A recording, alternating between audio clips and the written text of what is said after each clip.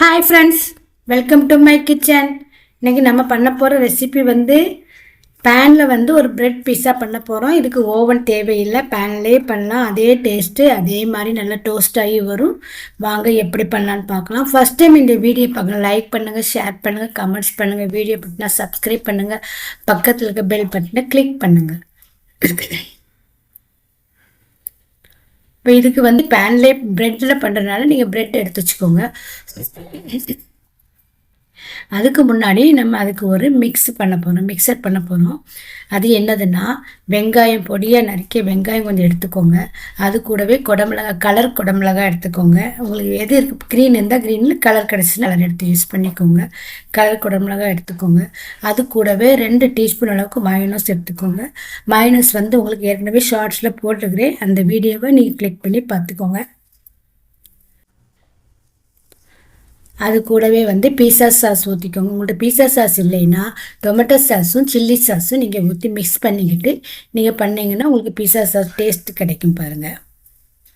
அது கூடவே chilli flakes சேர்த்துக்கோங்க, பெப்பர் பவுடர் சேர்த்துக்கோங்க. மிக்ஸு ஹெர்ப்ஸ் இருந்துச்சுன்னா சேர்த்துக்கோங்க, அது ஆப்ஷனல் தான். இல்லைன்னா உங்களுக்கு பெப்பர் பவுடர் நல்லா டேஸ்ட்டு கொடுக்கும்.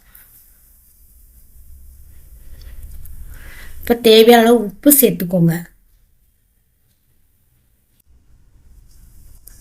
அதுக்குள்ளே நம்ம பன்னீர் பீஸா பண்ணுறதுனால, பன்னீர் வச்சு பண்ணுறதுனால இதுக்கு பன்னீர் தான் உங்களுக்கு மெயின். பன்னீர் 1 கப் அளவுக்கு ஒரு சின்ன பேக்கெட் வாங்கினீங்கன்னா அதில் பாதி அளவுக்கு நீங்கள் சின்ன சின்ன பீஸாக கட் பண்ணி இதோட சேர்த்துக்கோங்க.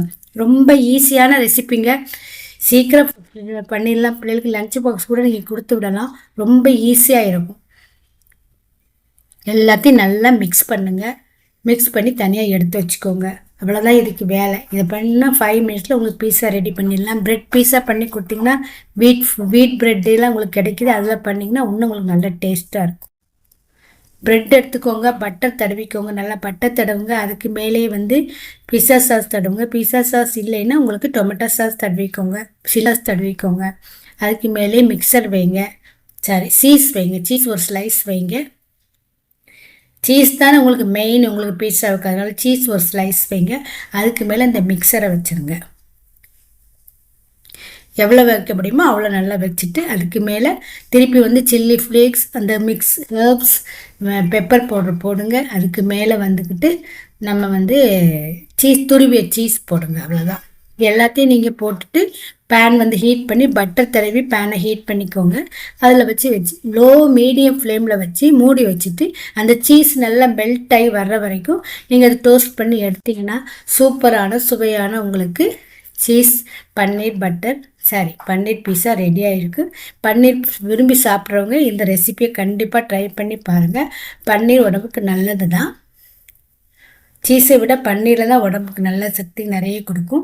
அதனால் நீங்கள் பேன் ஹீட் பண்ணிக்கோங்க. பட்டர் தடவிட்டு நீங்கள் வச்சு கவர் கொடுப்போங்க. லோ ஃப்ளேமில் வச்சு பண்ணுங்கள், மீடியம் ஃப்ளேமில் வேண்டாம், லோ ஃப்ளேமில் வச்சு பண்ணுங்கள். இல்லைன்னா சீக்கிரம் அடி பிடிச்சிடும், கீழே ப்ரெட்டு தீஞ்சு போயிடும். அதனால் லோ ஃப்ளேமில் வச்சு பண்ணுங்கள்.